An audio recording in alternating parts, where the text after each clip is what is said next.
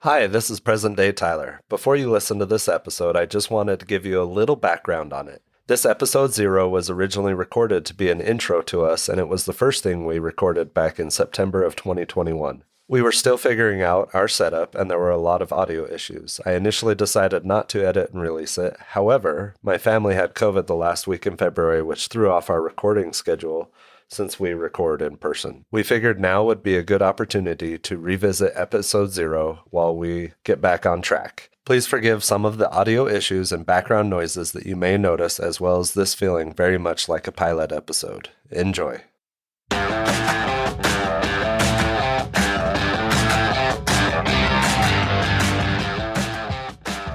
All right, welcome to episode 0 of the Longest Turn Board Gaming Podcast. My name is Tyler. I'm Kevin. This is Tyson.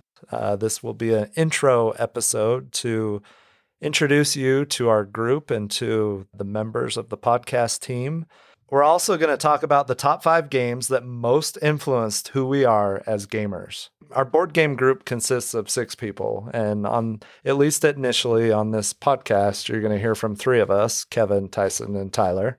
Kevin and I and another member, Mark, started playing together a few years. It's been probably been about 6 years. 6 years at your house, right? Yeah, we started at my house. Kevin started hosting game nights. It's kind of funny, at least 3 or 4 of us moved here all around the same time, about 2014-ish. And at some point Kevin started hosting games and we started playing at his house with his full library of games. And, over time we added a few more members. We got Kevin, Tyson, Tyler will be on this podcast. And then also Dan and Mark and Ben, and you'll hear their names come up from time to time, and hopefully we'll get them on the podcast at some point. Kevin, would you like to introduce yourself and kind of your background with board gaming? Yeah, sure. I've been playing, games all my life, but modern board games probably since 2007 is when I really started getting into it. So, I remember going into game shops and looking at all the games and got like Power Grid and Ticket to Ride and Catan and, games like that. So it really started in 2007. A few years after that, I got a crazy idea that I wanted to start an online board game selling business for whatever reason. So I got into that. I got a website. I got an e-commerce site set up. I got set up with distributors, Alliance and AMC and Eagle Griffin and some of these other guys, and started selling games online, which was awesome. I loved it. It got really busy during the holidays, so I was shipping stuff like crazy. The UPS man was our best friend. He was coming to the house all the time, and there really was nothing better for me than getting a massive box of games. Even though they weren't mine, they were going to other people. It was just such a cool experience to get games shipped to my house and just to pick them up and feel them, and then sell a big stack of games to somebody that came to my house or to ship them off was really cool. I made some money, but really all the money went back into board games and grew my board game collection, which during that time, it really got pretty big. And at the same time, I was running a game group through meetup.com. So that was kind of a weird experience for me initially is, here's some strangers that are going to come to my house and play games. But through that experience, I made some, lifelong friends through gaming. And, I grew that game group to, I think there was 500 members in that game group. Not all of them came regularly. We had the regulars, but we would always get new members and new people that would come, and we really had a good time. So during that time also, I would contact publishers and request games to play. Got a lot of free games that way. I remember I talked to Zev at Z-Man quite a few times. He would say, yeah, I'll send you some games. He'd send me a big box of games. I got like a Agricola that way, Hansa Teutonica, like big games. Like Tales of the Arabian Nights, I remember came that way, which I think is going out of print, but it's getting a new printing. It's getting a new printing? An upgraded one. Oh, awesome. That game is great. If you haven't played, have you played that, Tyson? Nope. It's more an activity than a game, right?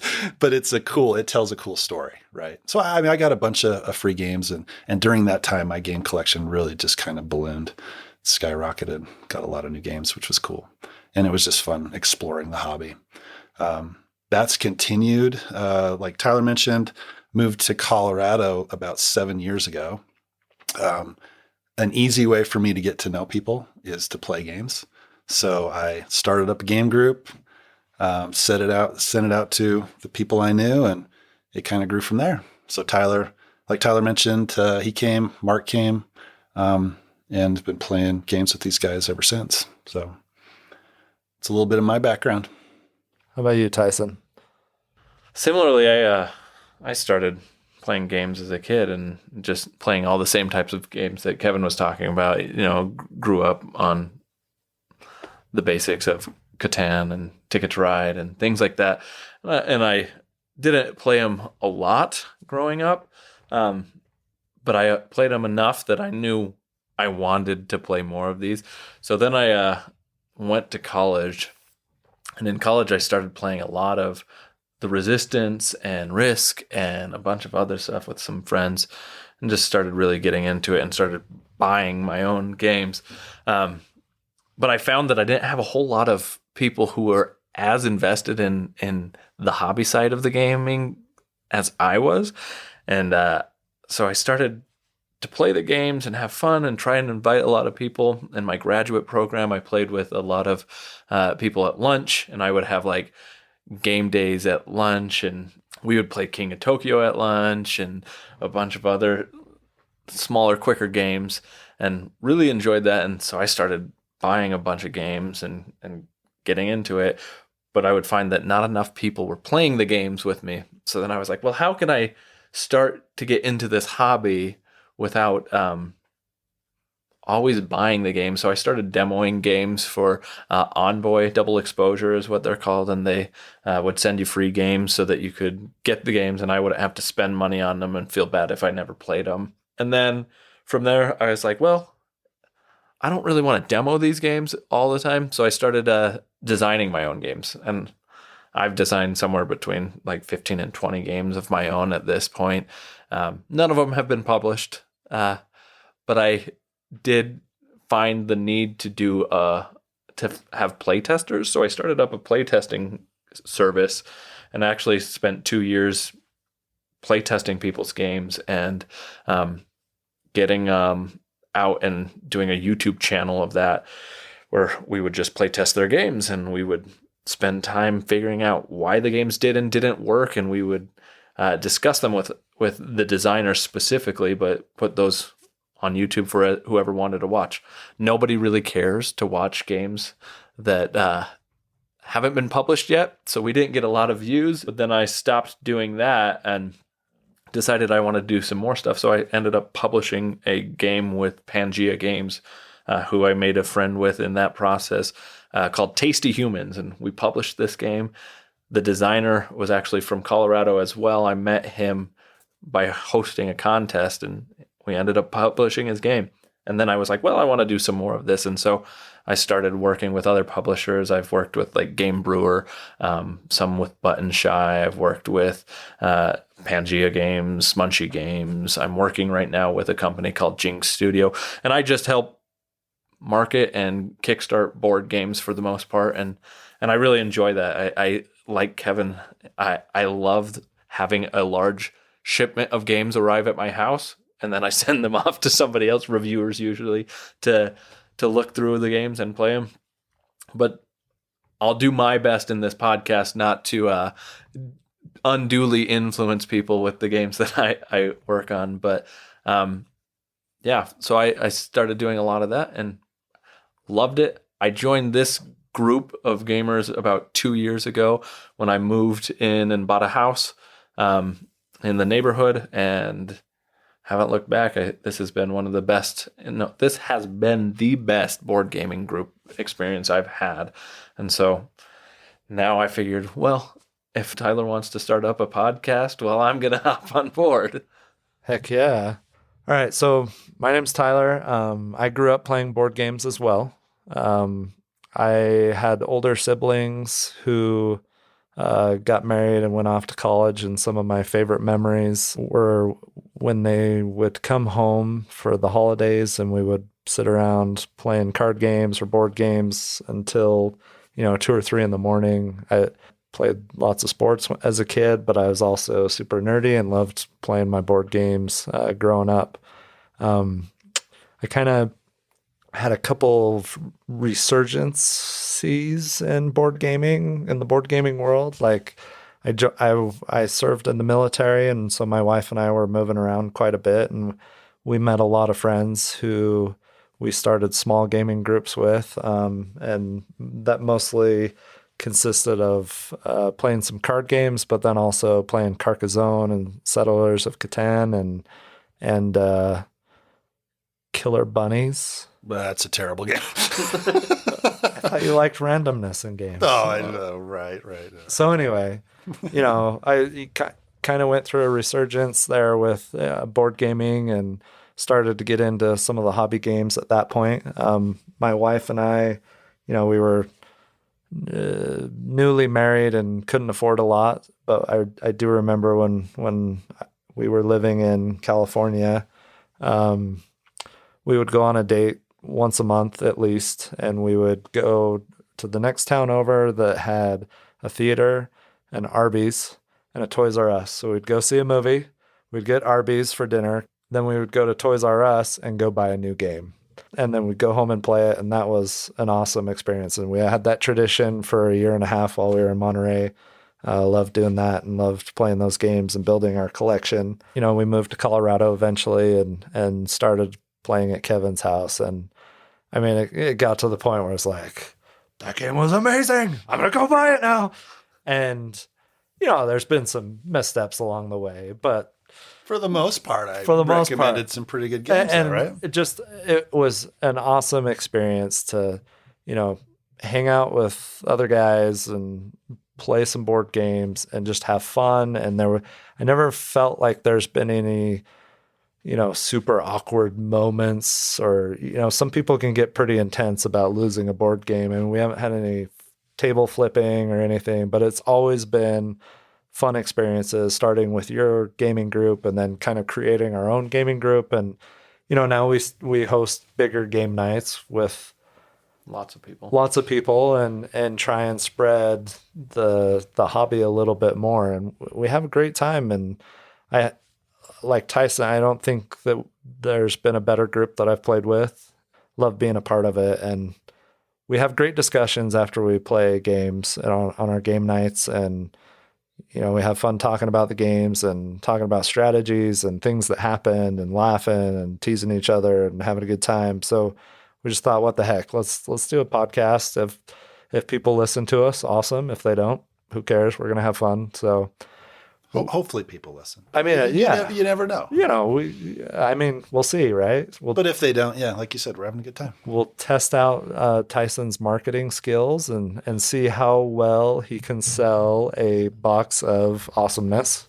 Yeah, well, I can sell the board games because they're good. Whether or not we're good is yet to be decided. We'll figure that out. This is true. But, and we're going to have some growing pains with this, and we're going to try and find our niche. And we want to talk about our goals, and our goals for this podcast are, one, obviously, is to have fun. We love board gaming, and we hope to share that fun with you. Hopefully this is an excuse for us to go to more board gaming events and cons. And we also would like to bring new people to the hobby and expose people who are already in the hobby to new games that they come to love. Overall, we just want to have a good time. Our top 5 list this week is going to be the top 5 games that most influenced who we are as gamers. To start, I think Tyler's got the first game on the list. All right, so I don't know if we said we could only list one game per slot, so I'm going to go ahead and break that rule. I cheated as well, so I think you're fine. Okay, all right. Well, number 5, Stratego and Feudal. We all know the classic game of Stratego. As a child, I had notebooks full of my Stratego layouts ready to go. That was one of my favorite games as a kid, and I'm pretty sure I never lost. Feudal is a 3M board game, and it was a lot like chess. You had pieces that moved in different patterns, and my brother and I totally house ruled it. We added dice. Each character had its own 12-sided dice or 8-sided dice. We added all the Dungeons and Dragons dice in and made the characters more interesting. So those were my number 5, Stratego and Feudal. I love house rules. I understand where your love of house rules came from. Yes. It's right there. Right. Hey, and for the record, I hate house rules. I mean, designers back then were struggling a little bit. I mean, that was like I don't know if it was a 70s game, but they needed some help, so we took the game to the next level. So question on Stratego. Did you like it only because you never lost? No, No? The whole thing, right? The whole thing was great. I mean, I loved setting up your board. You're setting up your army. I'd always put the 1 in the middle somewhere, or 1 off to the side, the 2 on the other side with the spy behind him, protecting him against the 1. Right, and the right. 3s kind of balanced somewhere on each side. And, I just had various diagrams drawn up of my bomb layouts and where the flag was. There was a lot of... Sounds like you've played it recently, is what I'm hearing. Yes. There is nothing more satisfying than having the opponent hit one of your bombs. Yes, That yes. is Especially when it's a 1 and they're like, yeah. Oh, yeah. "Oh, you're I an only idiot for played- going too far with your 1." I only ever played the Star Wars Stratego, Oh, nice. and it had all the Star Wars characters from episode 1 to episode 6. So I liked that one, but I never actually got to play plain vanilla Stratego. All right. Well, my number 5, like I said, I broke the rules as well, and maybe even more than Tyler, because I picked just a standard deck of playing cards, which as a kid we would play all the time, right? So I remember playing with my mom. We'd play gin rummy. We would play hearts and spades and solitaire if there was nobody else around. But I think those experiences when I was a younger kid kind of gave me the competitive vibe, right? It made me enjoy games and the competitive aspect of games and the social aspect of games, being with family. We would go on camping trips all the time, and we would get in the tent and throw down the cards and start playing. And it's a good memory and something that kind of kicked me off down the gaming route. It's awesome. Good times. Did you ever play solitaire? I did play solitaire. All the time. Many different versions of like the pyramid Spider, one, and spider yeah. solitaire. I've spent probably hundreds of hours playing just plain vanilla solitaire on the computer, and that shows how popular and well received at school I was, because I would rather play solitaire than go hang out with friends sometimes. So, Nerd alert. so I like a standard deck of cards as well. Nice. I always loved, family would come home and we would play hand and foot around the island in our kitchen. And that was awesome. I loved that. That was, for hours laughing and shouting and yelling at each other and slamming cards down. And it was awesome. We did the same type of thing. And like I had a big family. And so my family was always doing we would have a bucket full of standard decks of cards and just do Speed. We'd play California Speed. We'd do, it was called in our family Egyptian Rat Screw. There's a lot of different names for that one. A Dutch Blitz style game. There was also Spoons. That was a popular one. We used to do all of these variations on standard decks of cards. And yeah. And then there's the classic War, right? Which has exactly 0 choices to make in the game. Do you guys play that one? I guess it does, right? Right. You just play a card, and whoever has the higher card Yeah, wins. you could simulate that whole thing. Yeah. But War has actually made its way into modern board games as well. That mechanism, right? It is discussed as in a design space as options. But yeah. All right, so that's my number 5, standard deck of cards. So I think my number 5 seems to drift a little bit from this standard of early on gaming. And I went straight into a game that introduced me into the hobby. So number 5 for me was a Game of Thrones, the board game. and I'm talking about the 2003 first edition that came out. I probably played that first in like 2007. And my best friend in high school brought it over and taught it to me. And I just remember thinking, this is a lot of rules, and I would hate to have to be the one to read the rule books. Lo and behold, I'm one of the ones who commonly read rule books now. But I remember just seeing that and thinking, this is a huge game, and this is crazy that they make games like this. I, in fact, didn't even know anything about a Game of Thrones, and this is well before the HBO series that we were playing it. But the George R.R. Martin books, my brother and my best friend had read them and were really into them. And so I just got into it knowing the mechanism and not knowing the IP at all behind it. And I remember playing that game and just thinking, this is exciting. The conflict that you go back and forth with to be able to play with each other, and just kind of that head-to-head mind game type of element I really loved about it, because it allowed me to mess with people and manipulate people in a format that was socially acceptable. So I liked that a lot. You do like messing with people. I do. And you'll see a pattern, I think, on some of the games that I've chosen in my top 5 as being that. So I've played most of a Game of Thrones.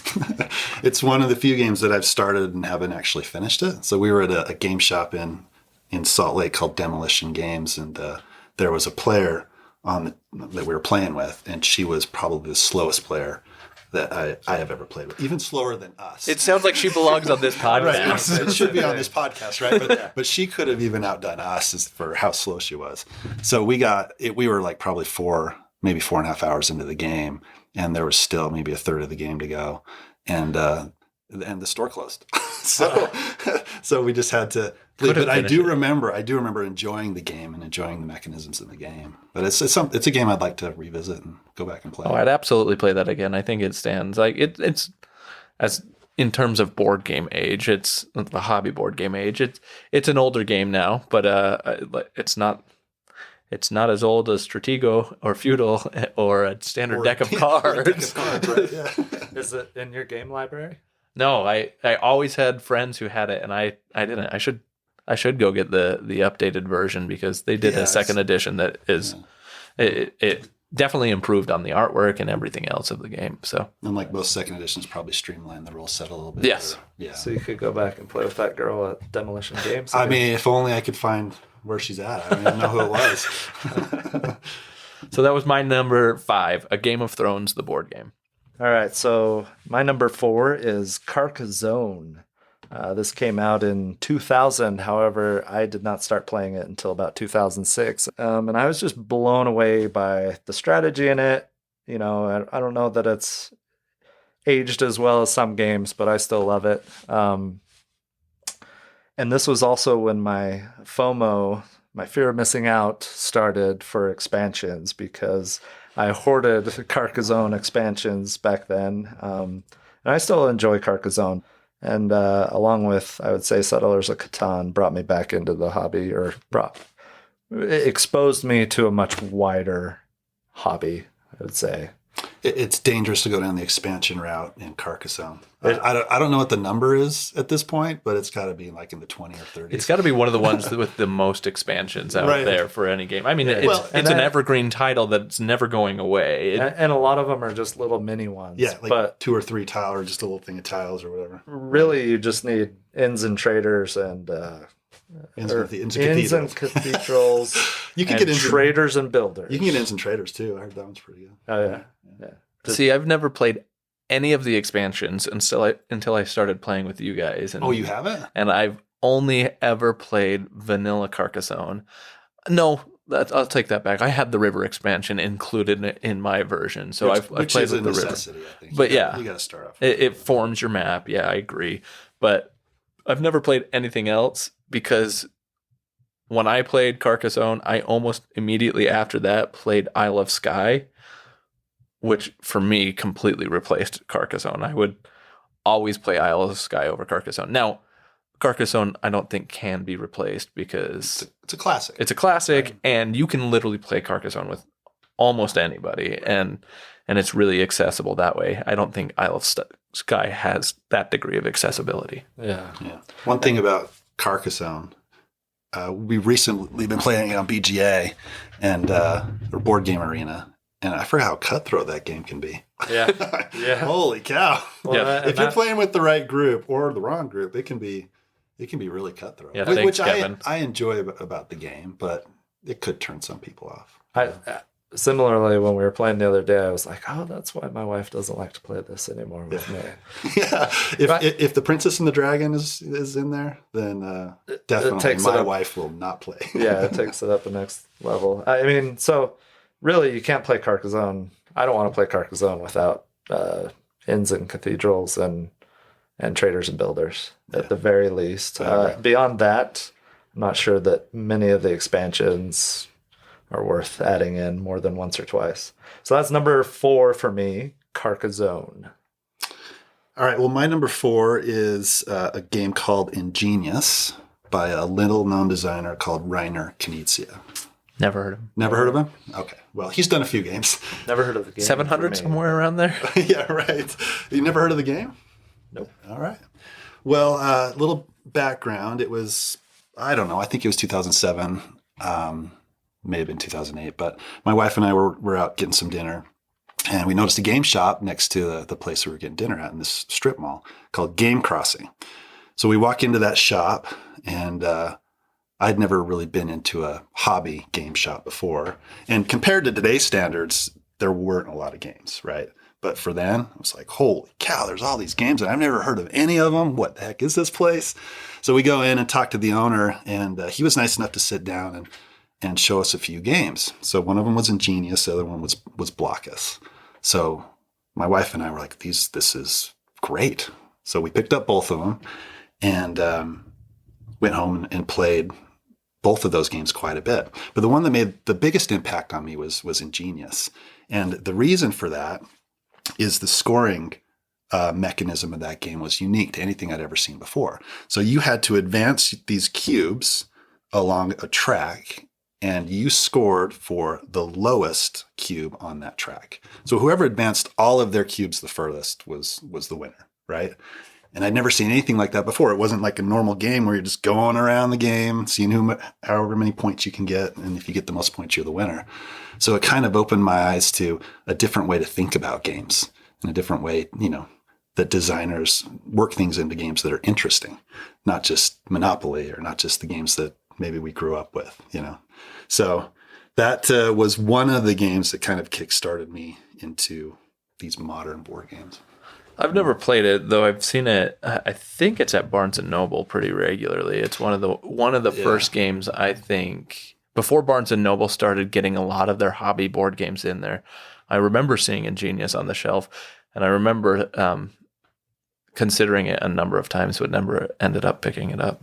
Yeah, and the fact that it's still around is kind of a testament of the quality of the game. I mean, it's very abstract. There's no theme at all. Is that surprising with Reiner Knizia? For Reiner Knizia, right, yeah. That's pretty par for the course for him, but it's just really well done, right? It scales well to multiple players. The board becomes a little bit smaller as there's fewer players, which was interesting for me to see, back then. So it's good. It's a great game. You see that mechanic too of the scoring for the lower track or wherever you are on the lower track, right? Show up in some games. I think Crown of Amara has that. Is there Between Two Cities from Stonemaier has that, which was the first game I played with that mechanic, and I liked that. Right, and Reiner Knizia has done so many games. There's all kinds of designers that I think are picking some of the mechanics that maybe he was initially the one who came up with it. Yeah. I don't know that. He's got to be the author of at least a few mechanics. But at this point, him and Richard Garfield maybe are some foundational fathers of the hobby design sphere. For sure. Well, and Sid Meier, but. Yeah. So that's my number 4, Ingenious. My number 4 is Betrayal at House on the Hill. I'm not talking about like the 1989 Avalon Hill version of it, because I never played any version of it until the 2004 version. I know they've reprinted it a number of times since then as well. But this was also a game that was introduced to me by the same friend who introduced A Game of Thrones to me. And so it was right around that same time of me kind of entering the hobby board gaming sphere, and playing these more meaty games that I hadn't been exposed to up until that point. I, as a gamer in general, do not like cooperative games. Now, that's not always fair, I've seen that a little bit. but I'd say, like, as far as, like, I'd consider games as pure cooperative, like Pandemic, right? Pandemic is a pure cooperative game, but something like Gloomhaven is a dungeon crawl. I would classify that more in a dungeon crawl than a cooperative style game. So this was like the first kind of foray for me into kind of the cooperative sphere in that I enjoyed it. But again, hailing back to A Game of Thrones and kind of the manipulating players and things like that, there is the betrayer mechanic in Betrayal that I just thought was, oh, this is phenomenal. Because I don't know if I'm going to be the betrayer or not, but I have to set myself up as if I were going to betray these people at some point. And that was super exciting and novel to me, to be able to play a game and be like, okay, here we go, step by step. I need to accomplish the goal, but my goal could immediately change at any given point, and then I have to make sure that I'm prepped and ready for that. So I loved the whole idea of Betrayal at House on the Hill. I haven't played it for years. I used to play it for every like Halloween season and things like that.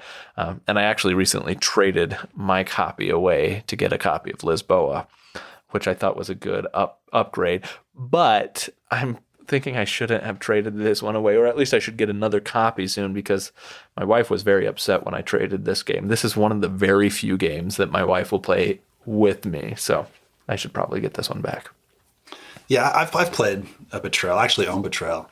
And unfortunately, when they did the reprint, there was major production issues with it. So I got it, and all of the tiles were warped, and you'd put the clips on to track everything. And they tear stuff. Yeah. Well, they wouldn't even tear stuff. They just fall off. Yeah. I mean, they wouldn't stick on at all. And it was unplayable because of the production issues. So I got new tiles, and after I got new tiles, it was a lot better. I think they've long since fixed those issues. But I think they have now those extra like special trackers that you can buy separately. And if I picked this one back up, I would get those extra product to be able to improve that. It's not the greatest game out there, but as for my development as a gamer, this was a game that just shaped me. Thematically, it's great. Yeah, you're exploring a haunted house. Who doesn't want to do that, right? Have you played other versions like the Baldur's Gate or the Scooby Doo? I haven't. I've wanted to, but I have never played either of those. Okay. So I the first copy I ever played, it wasn't mine, but it was the version that was crappy quality, and it, we had a good experience playing it, but we eventually got our own version, and it was a little bit nicer.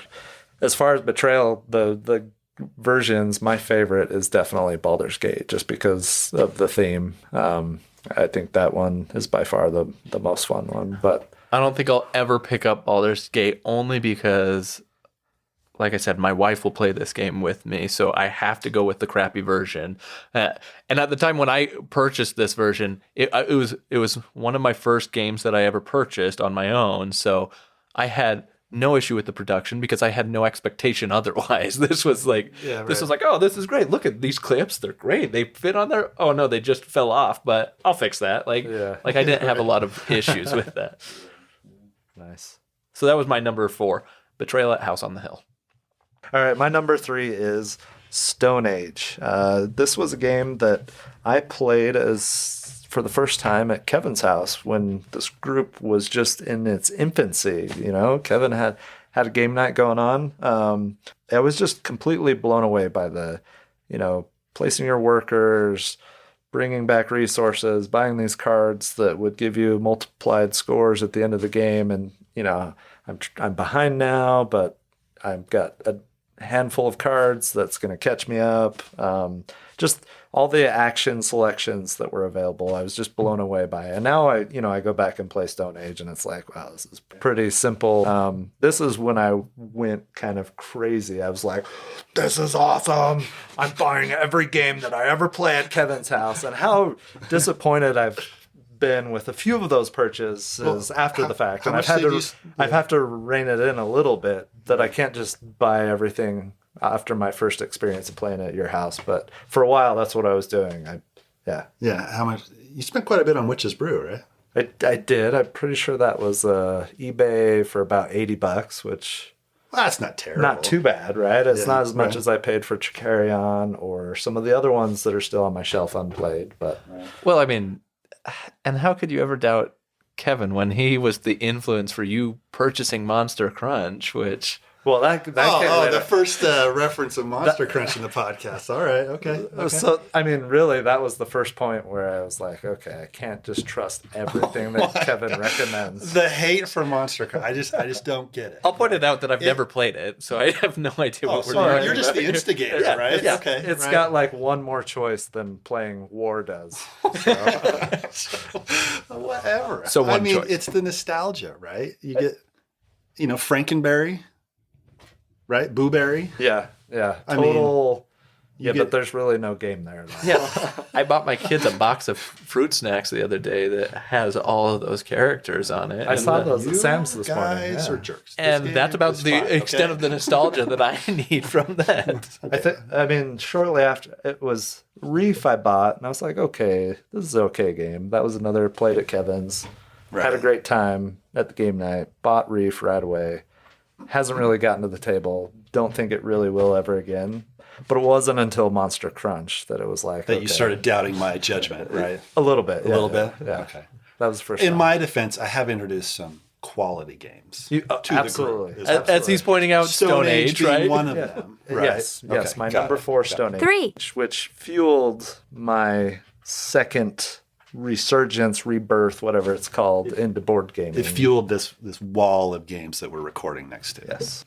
I've never played an actual game of Stone Age, and I don't even count the game You that haven't we've played on Board Game Arena because I was literally just pushing buttons that whole time because I never read the rules. But I will say that I felt like by the end of that game on Board Game Arena, it was a very intuitive game. So like you can figure that out pretty easily, and it's still got a lot of interesting choices there to be made, and it impressed me at how simple and easily understandable things are in that game. In that, here's what you do, and you need to have food, or in this case, you could have stone or gold or whatever to feed your you can eat your people, resources, right? But I thought it was really nice to have such a refined design that literally I didn't read any rules. And by the end of the game, I think I came in second or third in that game without knowing it at all how to play the game. So You're good at just pushing buttons. yeah, All right. and your buttons to boot. So Yeah, well, there you go. It is fun when you get to feed your people gold. I mean, It hurts a little bit because gold is a valuable resource in that and game, so right? much, and more difficult to get than any of the other resources, right? But But it is kind of fun. They're like, eating good your that night, right? cavemen can say that they've tasted gold. It's Right. pretty awesome. Can digest a variety of substances. All right. Well, my number 3 is Catan. I think at this point, if you know anything about games, you've probably heard of Catan or Settlers of Catan. I don't know when the name officially switched over just to Catan, but I don't like to think that it did. I You feel think it's Settlers I feel of like Catan? that's a little bit of a betrayal to fans of the game. I kind of feel that way. Back when I played, it was Settlers of Catan. And this was the first game that I had other people over to my house regularly to play a game. And we had friends over all the time. We got the 5 to 6 player expansion. We delved into the Seafarers of Catan expansion, and which is my favorite, by the way, because the one where you're discovering tiles and flipping over tiles. I just thought that was awesome. But it really got me into inviting people over to my house and enjoying time with friends around a fun game, right? And I don't play Catan much anymore. I actually played it not too long ago, and it was not great. I don't think it's aged well, at least for me and my gaming tastes. But at that time, it was fantastic. And like I said, being there with friends and hanging out with friends and eating food and just having a good time, the start of that has really led to regular game nights for the last 10, 12 years for me. So That's awesome. It was a great start to the game nights for sure. I think you're right in saying that it's probably one that if you know of any hobby style board games, you know of Settlers of Catan or Catan, right? I can't tell you how many times when either my wife or myself say, I like board games to somebody in introducing at a party or a social situation, and they go, oh yeah, have you ever played Settlers of Catan or Catan? Right? And I'm like, yeah, I have. And then the follow-up question is commonly, but have you played with the Cities and Knights expansion? Oh, Cities and Knights is another one. And I have played with that expansion, and I do think that, like you said, I don't know that for me, Settlers of Catan has aged as well, the base game, but I'd still play with the Cities and Knights expansion because I think it adds a little bit more of choices and decision and experience in there that is more in line with my gaming taste now. And I'm glad to see so many people recognize that game because it means that it's such an easier segue to bring somebody into the hobby than when somebody says, oh, so like Monopoly, which, I mean, I played Monopoly enough. It's not on my list here, but I played Monopoly enough to appreciate what Monopoly is and what it's done for board games. But it's so much easier to make that extension of, hey, you want to try a game? If their comparison is from Catan as opposed to something like Monopoly. Yeah, for sure. Yeah. I loved playing Cities and Knights. I loved that it added the extra commodities versus just the basic resources. And then I also loved Seafarers, which I think that was probably the first game where I played, first hobby game I played where it had different scenarios and maps kind of set up for you to go explore. And that was always awesome. I loved, the variability that was there. Hey, we're playing Seafarers. Well, how are we going to set up the map this time? Oh, we already got the layout for it. Cool. Let's select this one. And it was awesome. It was a good game. So yeah, my number 3, Catan. My number 3 is, so I feel like I did this slightly backwards compared to you guys, where you took the more less hobby games and put them on the 5 and the 3, and I went and I put my less hobby game right here in 3 because I think it shaped me more as a gamer than some of those other games did. This was probably the first game I was ever given, and it was a game that introduced me to the fact that you could play games with people. It was one of the first games I ever remember from an adopted grandmother. The game is called Set, and Set is a game for 1 to 20 players is what it's listed as. And looking back at it now, it is like something you would see in a psychology test. Like you'd administer this to see what do people see and how did their spatial reasoning work and things like that. But basically the game is there are a bunch of shapes as cards, and you set up a grid of 9 cards with different shapes on them. You've got diamonds and ovals and squigglies and whatever else. Some of those are solid shapes, some of them are empty shapes, and some of them are have lines in them. So they're partially filled shapes. And the whole idea of this game is you're trying to create sets. And a set can be 3 cards of the same type, so all the same shape, all the same color, or all completely different, or or they have to be different in all those different variations. So the game is a game about speed, which now for me and my processing ability is not something that I'm very good at. But when I was 6 or 7 years old, when I got gifted this game, I could see those shapes and I could make those connections so fast and be like, oh, there it is. And I really enjoyed it. And it was a game that I could play with anybody. But really, for me, this game, it was given to me right around the time that my mom had gotten sick, and my mom, when I was a kid, died of cancer, and so she'd gotten sick, and I'd gotten this card game, and I could play this with her, and while she lay in bed, and it was a great experience for me to be able to connect with people, and it wasn't just her; it was this adopted grandmother of mine as well, who continued to watch us after she passed away. It was just a game that actually increased my relationships with other people that I just found extremely valuable. So I credit Set as being probably one of the most influential games that I've had, because it set me on the path of wanting to play games in the first place. Have either of you ever heard of or played Set? Well, we have it, and I don't like it at all.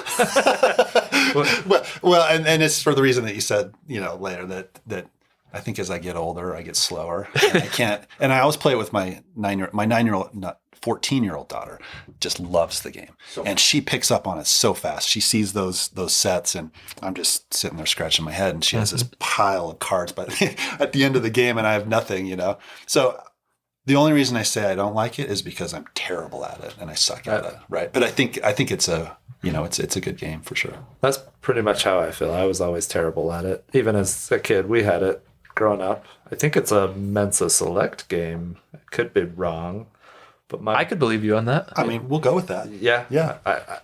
I'm not, giving out $5 gift cards to Miniature Market or anything if I'm wrong, but don't quote me on that. But I believe it's a Mensa Select game. But no, that's a powerful memory, and for you, especially with the hardship that you were going through at that time in your life, and thanks for sharing that with us. I totally agree with Kevin that it's not a game that I necessarily want to play anymore. It's more about what the game did for me, which is why it's my number 3 Set.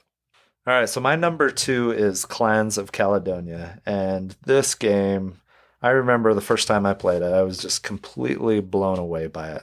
And specifically the market action, or the market mechanic, buying and selling your resources. They go up and down in cost. It's kind of funny because we were playing a little bit later with someone else, and they're like, you guys are playing that wrong. It was Dan. He was like, you can't buy and sell the same resource in the same round. And that totally trading, right? No high-speed trading, which I was a master at that. Oh, yeah, you did that all the time. Eking out one extra coin. Right? Yeah, to be able to do the next action that I wanted to do, or placement or building of, deploying my buildings or sheep or cows. But no, Clans of Caledonia, this game, I could play this game nonstop. Just an amazing game. I would say it was my number 1 game for a couple of years. It's been dethroned recently by Teotihuacan. Yeah. Teotihuacan. Teotihuacan. I'm going to say it multiple ways, and then we'll go with one and of probably those. Still be wrong. Yes. But no, Clans of Caledonia, I remember the first time we played this, Kevin, with Mark. Yep. We played, and it was probably a 3 or 3.5 hour game, and we were all just kind of blown away by it. And then we played the following day. We played again. Yep. And I think my family might have been out of town, and then we snuck in 2 games in one night shortly thereafter. And and then I think the day after that we played again. Wasn't it like a 3-day thing? Yeah. We played 5 or 6 times that first week. Yeah. We just all loved it. Yeah. It's definitely in my top 5 of all time. And just, I love everything about it. If there's one criticism I have about it, it's that the components, or at least the map, the boards are a little small. It could have been blown up a little bit, but yeah, that design decision was weird to me, because it is teeny. It's just it is tiny. Like you can't see that board very well. If I remember correctly, it won.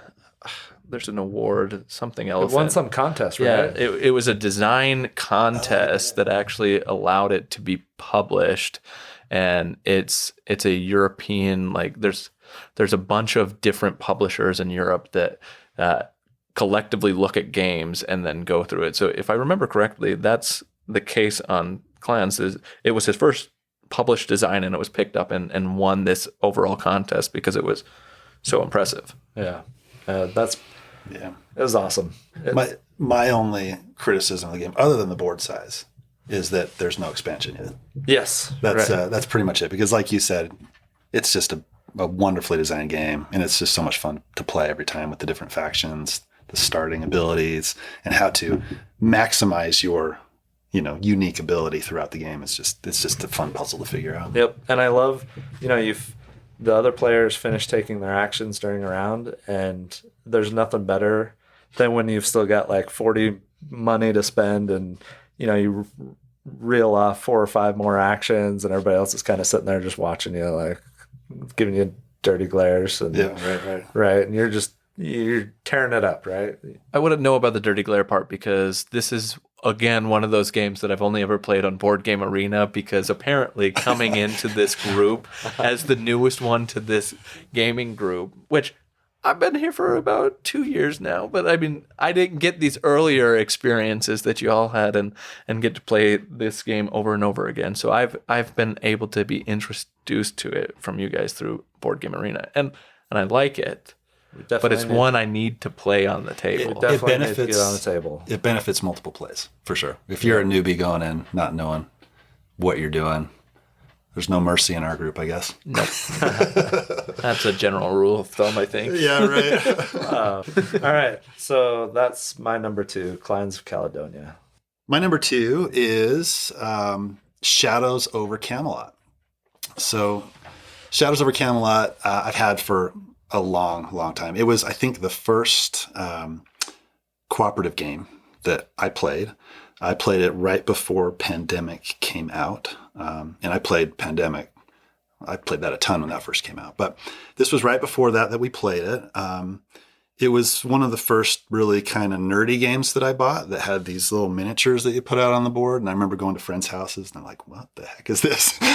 Miniatures, like around the Knights of the Round Table. This is nerdy. But and now look at you. Now look at me, right?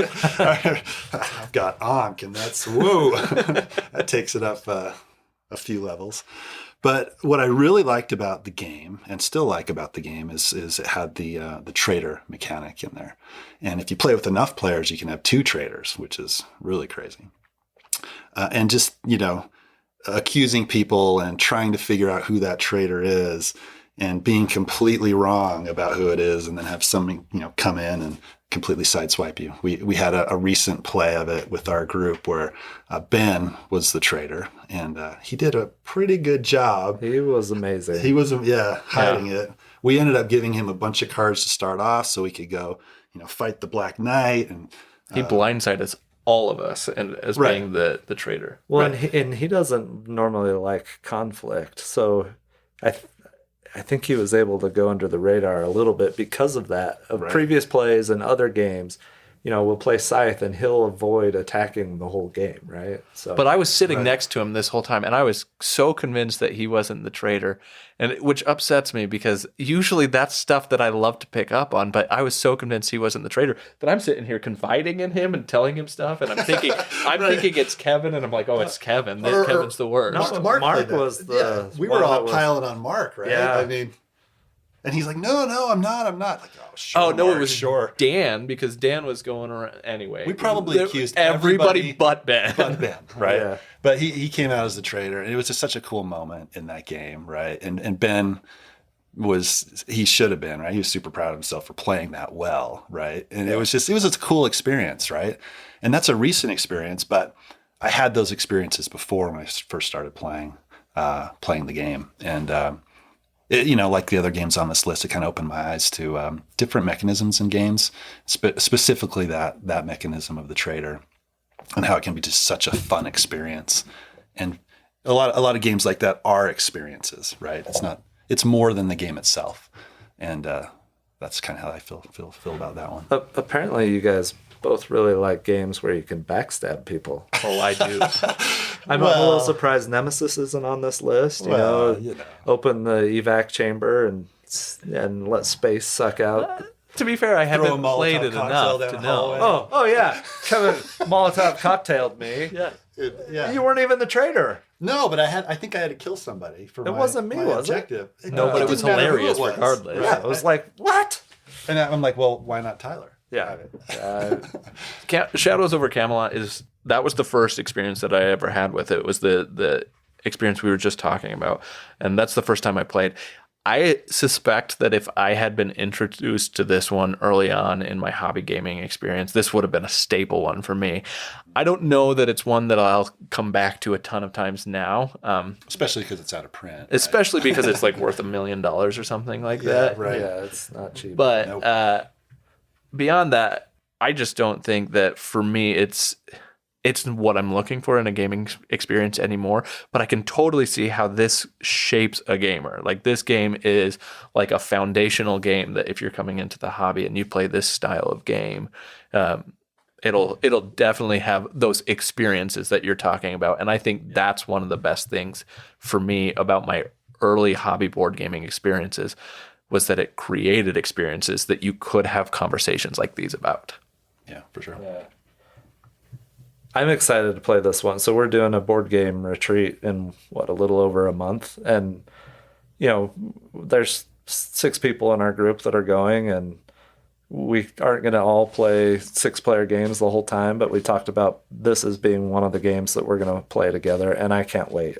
The experience of trying to figure out who the traitor is just awesome. And, the accusing comments and looks and just, I don't know. We had a great time playing this last time. This game, I think at a lower player count, you don't get quite that same experience, but For sure. But definitely with 5 or 6 people, I mean, this game's awesome.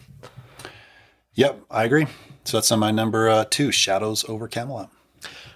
My number 2 is a game that I put on this list because, again, it has a personal connection for me. It's Risk. Risk, most people who have played hobby games have probably played Risk or at least have some exposure to what Risk is, right? And I put this one as my number 2 for a couple of reasons.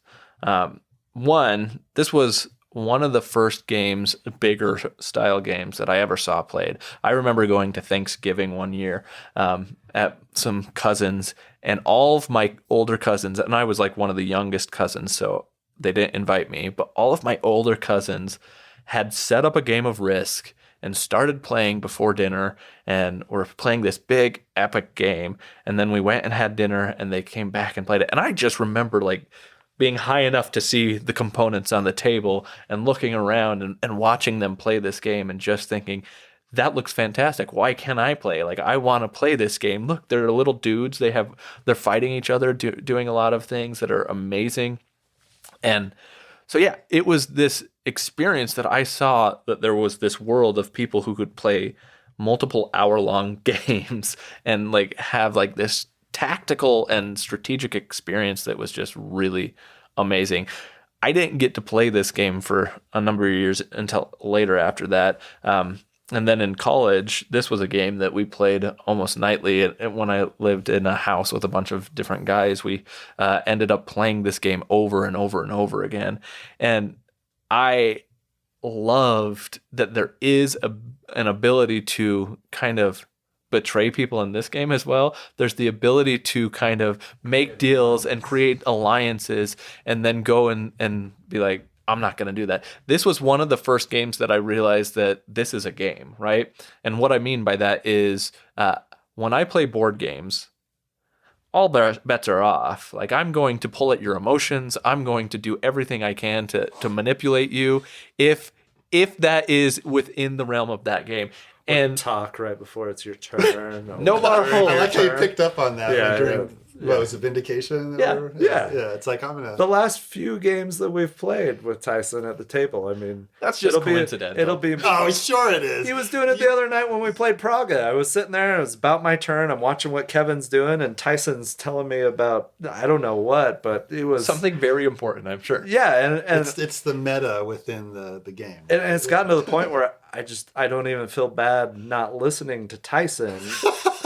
mid-game when he's telling me something that he wants to share with me or whatever, or he's talking about the game or something's going on or something in life or I don't know, but I just tune it out a You got to little bit learn now. to ignore Tyson. That's A little bit, yeah. I mean, Now I will play... after I take my turn, fine, great, let's talk. But Yeah, but then it's usually my turn because I'm right after you. right. No, Sorry. I think that this that type of thing was very important to me to realize that a game can be a game and it doesn't have to go beyond that. So I can do things and say things and be a person in a game that is different, so long as the game allows me to do that. Like there are games that if it's not in the rules, I don't like. I hate cheating whatsoever. If anybody ever cheats, it like really that type of emotion is where that will go beyond the game, right? But like if it's within the confines of the game cheating, like you can betray somebody, or like I'm thinking of bang the card game, or like any of those style games where you're encouraged to lie to people. Like Social I love that. deduction games, those types. Sheriff of Nottingham. Sheriff of Nottingham. Still Yeah. never played that one. That's rough.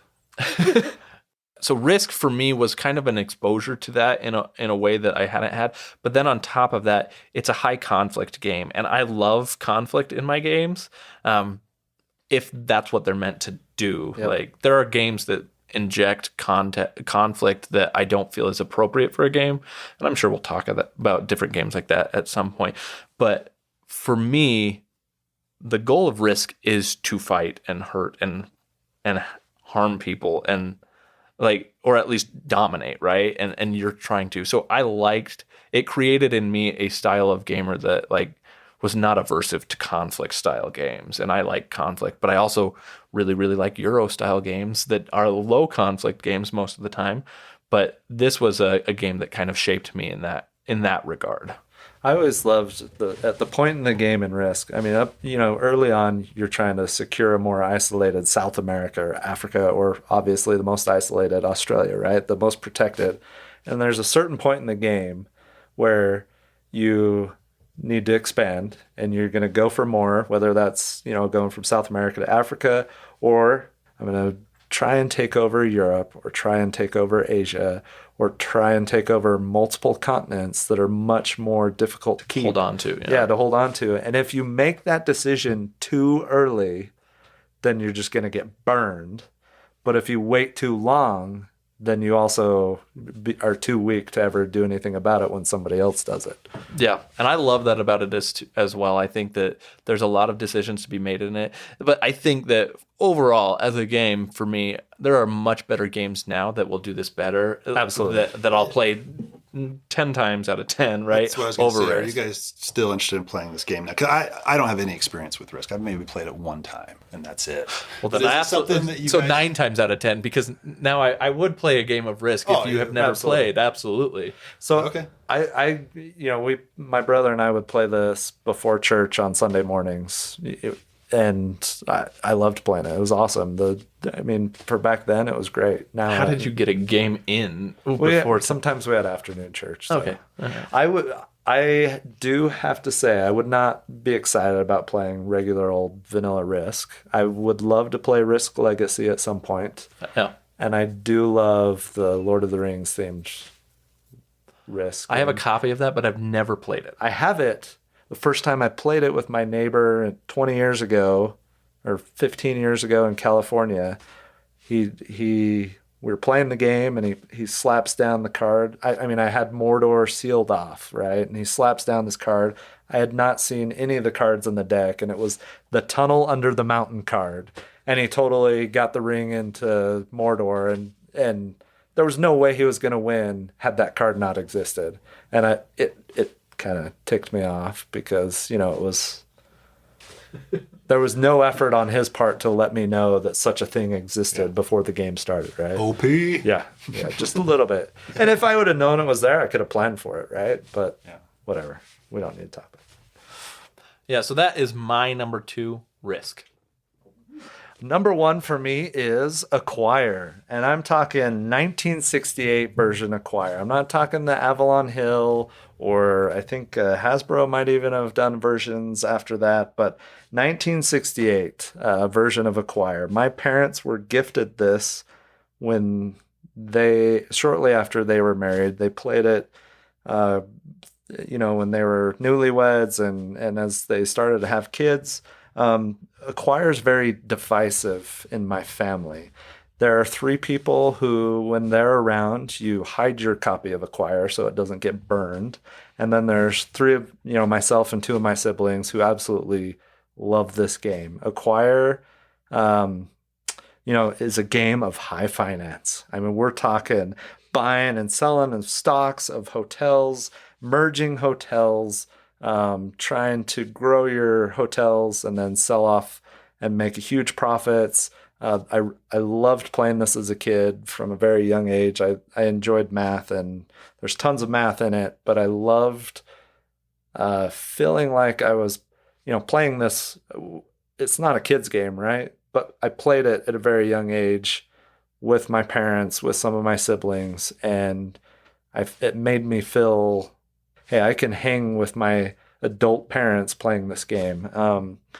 I have so many experiences and memories of playing this on vacation, and it's just, I love everything about it. Even in games, I think one of the biggest negatives about Acquire is that when you play a game, I mean, there's two. If you run out of money, but you got to be smart enough not to run out of money. But the second one is when you're drawing tiles and you cannot draw a tile that will benefit you, that will allow you to create a hotel or merge a hotel. That's very frustrating, but I loved even those games because then it's like, all right, the life dealt me a crappy hand. I'm going to do whatever I can to still have an awesome score in this game. And many times was able to do that, and just such a good experience. I love this game. It's funny when we have family reunions, we get this game out and people start rolling their eyes and people are frothing at the mouth to play. So I love this game, and even though I wouldn't say that it's aged well, and I can't stand the newer versions of it. Give me Continental, American Worldwide Festival. Tower Festival and Continental are my go-to favorite hotel chains, and you really can't go wrong with those two. Have you guys played Acquire at all? We've played. I've played many a game of Acquire in my time. I have a very similar experience to you in that, like, it was a very family game, and in fact, my wife's family big into Acquire as well, and they don't play board games, but they play Acquire, and this is the game that they play. And I was on the side that I was not smart enough to not lose all my money. And yes, many a times I've spent all of my money. I was not the smartest one in this game. Most of the time, my older brother was, and like he would like math this out so perfectly. And that was one of the things for me that was difficult early on. And it was one of the more thinky games that I had ever played up to that point. And I had so many issues. I was like, I don't want to play this game because my brothers are smarter than me at this. And I can't figure out the math behind it. But then I started realizing how to play more and more. And I was like, this game is genius. And I think that Sid Sackson, the designer, designing it back in 1968, as well as all of his other games. He's got a number of games. He was light years ahead of his time as far as game designers go. And I think that this game, I am going to contradict you a little bit. I think this game holds water to today, and you can play this game and get, like, it's comparable in a lot of ways to me to some of the other types of games that we're playing on regular. I do think that there are some flaws and things that can be fixed, but yeah, like you, that original version is the version that I've played on most, and I bar none, it's the best. And I think there might actually be earlier versions. I said 68. I went and found, there are some Acquire nerds out there, right? But I found documentation on the versions by year, and looking at the image, the one that we had and the ones that I have I have 2 copies in my house because this game's so awesome, was the 1968 version. And while you were talking, I was thinking of a couple other things that I love while playing this game. One, it taught me to count cards, right? And I don't say that I do that playing poker because I don't make an effort to do that, right? But it taught me to keep track of who has what stock. There's there's 7 different types of hotels, 7 different types of stock, and trying to keep track of what each player has. So who has the majorities of them and where that is. And which ones you can sneak in and steal as you notice that they're running out of money, and, try to maximize the bonuses that you get from selling the hotels. And, one of the most exciting moments in the game for me is when you get tiles and it's like, okay, this tile will let me start a hotel, and on my next turn I can merge it. And if nobody buys that stock, I get both bonuses. And just the anticipation of it going around the table, nobody, my sister doesn't buy it, my dad doesn't buy it, my mom doesn't buy it. It comes back to me. It's like, booyah. It's like a drop the mic moment. Like, you guys all stink because I just got both bonuses. Well, it's a game where you're playing the players as much as you're playing the game, which is really cool about it because you mentioned poker. It has some vibes to poker in that regard, and that you have to, and that was some of my early on mistakes with playing this game, was that there was not enough me understanding what is it you're doing, Tyler? Why am I can't play this game in isolation. I can't just focus on my stuff and what's happening on that board. I have to be thinking exactly what's in everybody's hands. And then I have to be making sure that I'm buying at the right time, selling at the right time, holding on to those tile pieces for the opportune moments. Because there are some that you're like, okay, this one's going to come into play and it's going to be super valuable. But when do I play that? That's important. Yeah. Well, hearing you guys talk about this makes me want to play.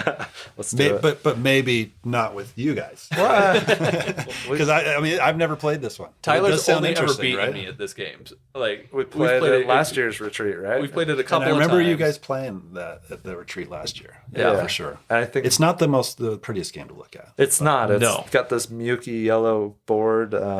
Production value is not quite up to, let's say, probably looking like something like that. No, it looks like it's probably eking out all sorts of hazardous chemical material and stuff. So. Well, it was back from the 60s, so hopefully all that content's gone.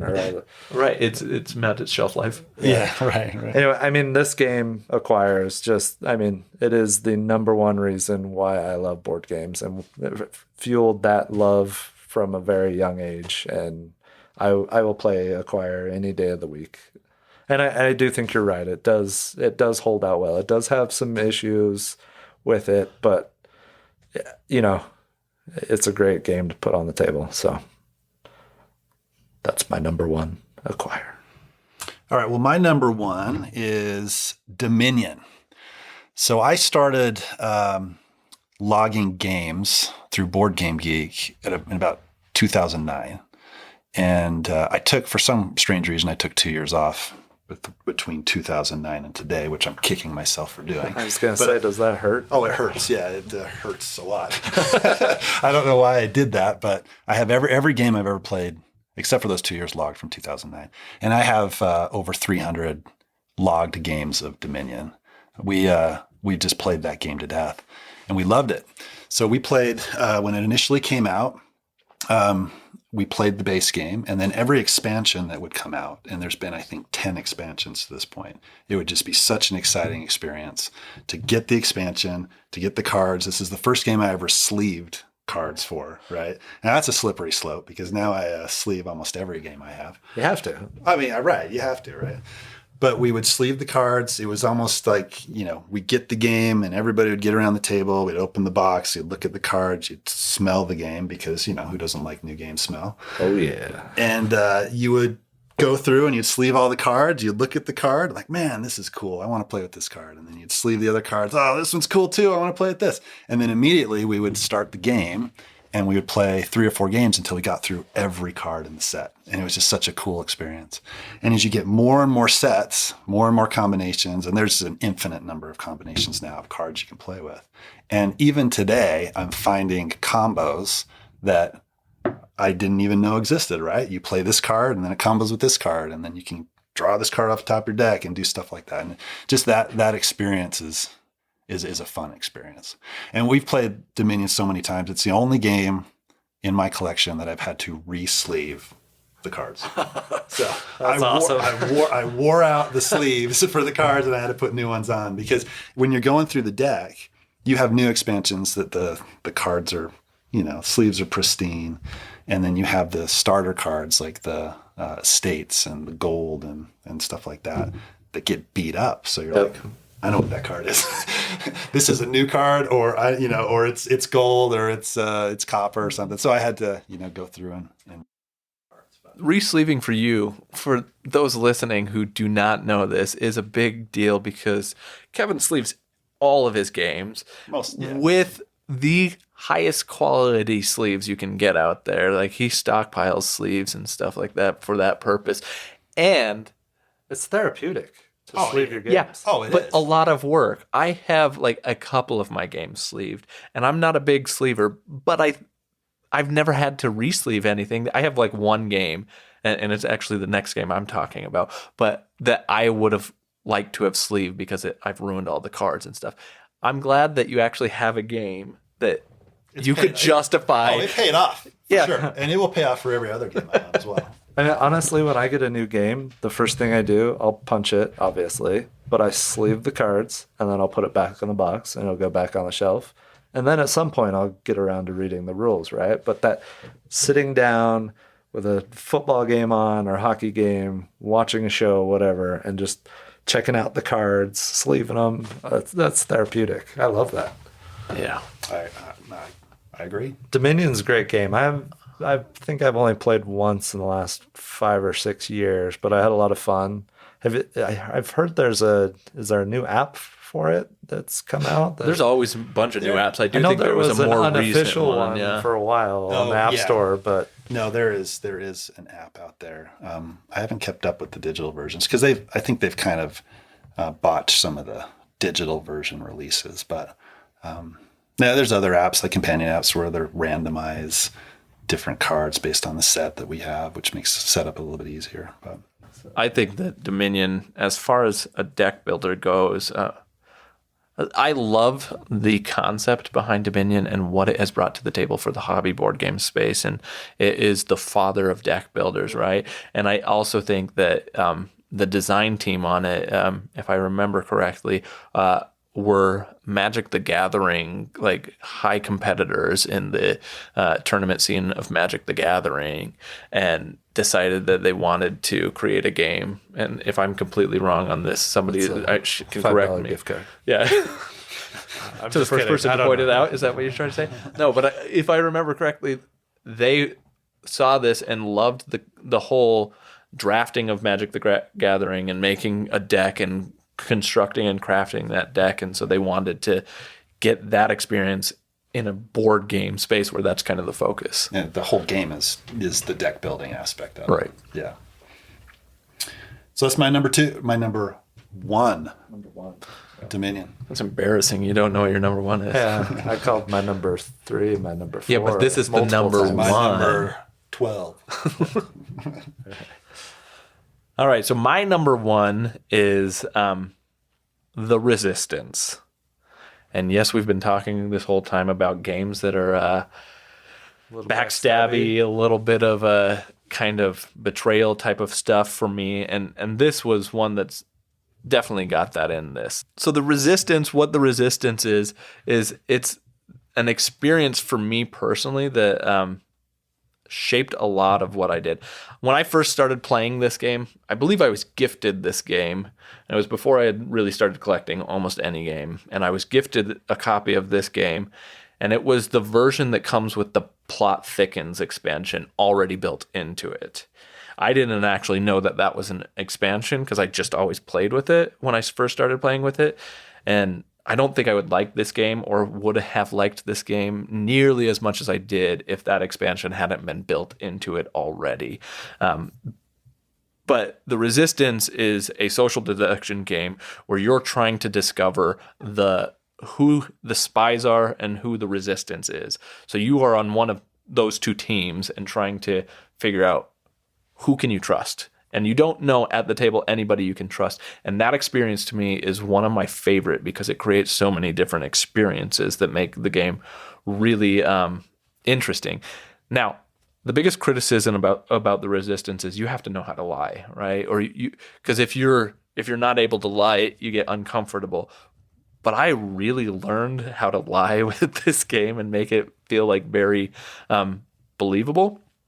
I remember there was one game of this that I was playing with my brother, and for the most part, I'm not somebody who quickly gets to anger. I get angry sometimes, but my siblings know that I try not to, and so I knew that about my brother, and so I put up this scene that you guys are cheating and like all this stuff. Like I started like pulling out all the stops and like working up this emotional tantrum, as it were, to like be like, how can you trust him? He's the betrayer. Why would you ever do this? And I just kind of worked myself up while playing with my brother, and he started almost crying is what it looked like to me. And he's like, geez, Tyson is not the spy. He would not act like this if he were actually the spy. Like this is real, guys. And I was playing with like my best friend and some really close family members at that time, and everybody was convinced. And I had this moment that I got to see. I got to take and like make them believe that, and then just flip it on their heads and then like betray them outright. And that was such a satisfying moment for me, even though like it was because like I said earlier in my list, when I'm playing a game, and I try to establish this when I play these styles of games up front, I try to establish that, hey, this is just a game. Whatever happens in the game stays in the game. So I try and give people that understanding. I'm only a pathological liar in a game. Yeah. Yeah. I'm only a jerk. It's okay to be a sociopath if you're playing a board game. So what was their response when you revealed? They freaked out, and they freaked out in a good way. They were like, I can't believe that. Like I didn't understand the side of you with that. Yeah, they were okay with it, which was probably why it was a better experience. But I started playing this game, and similar to Kevin and Dominion, I've played probably around 100 games of this, maybe more.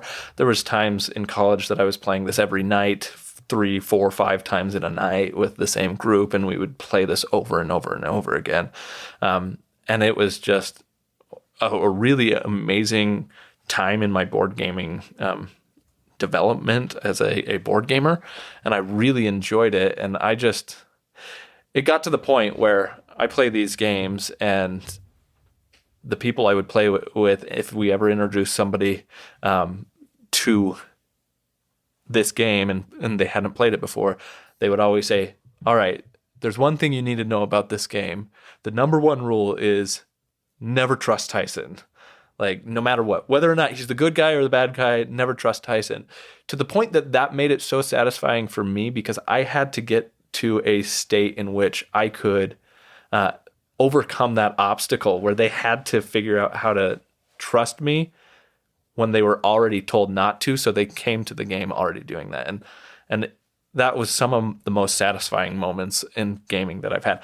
I haven't played a social deduction game in a year or two at least. So it's been a while since I've played this. I don't think that I could handle playing this the way that I played it back then. But as far as shaping me as a gamer, this game was quintessential in my evolution.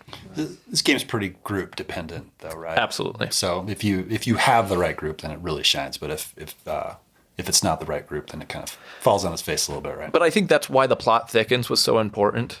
Because if you haven't played with the plot thickened cards, it enables people who can't lie to be able to have excuses and do things beyond that.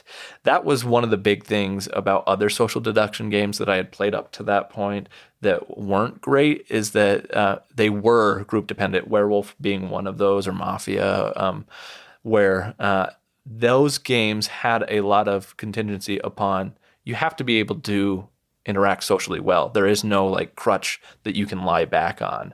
But the plot thickens, what it does is it enables players to be able to have outs, and you don't even have to be able to lie in that to be able to get there. So I would always recommend, if you're going to play it, play with the plot thickens. Otherwise, yes, it's very group dependent. And any social deduction game, regardless, I think is going to be group dependent. So that's my number one, The Resistance. All right, that completes the top 5 games that most influenced us as gamers.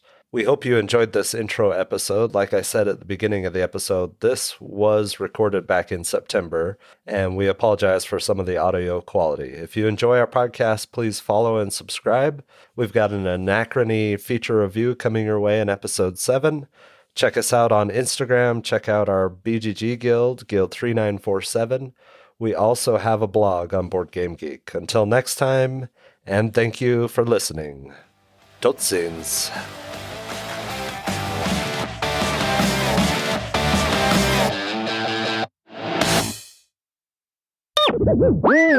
You know, more difficult. All of those work. I'll take it. Difficulter. Yeah, that's the one. More difficulter. Words are hard. Yes. Now, It's just kind of a big. Yeah, things we learned from the first podcast. Yes. Tyson's Niche. niche. We're going to find our niche. What is the word? We're going to find something. We don't know what we're going to find. We're going to find it, and hopefully it's good. Hopefully it's entertaining, right? Yeah.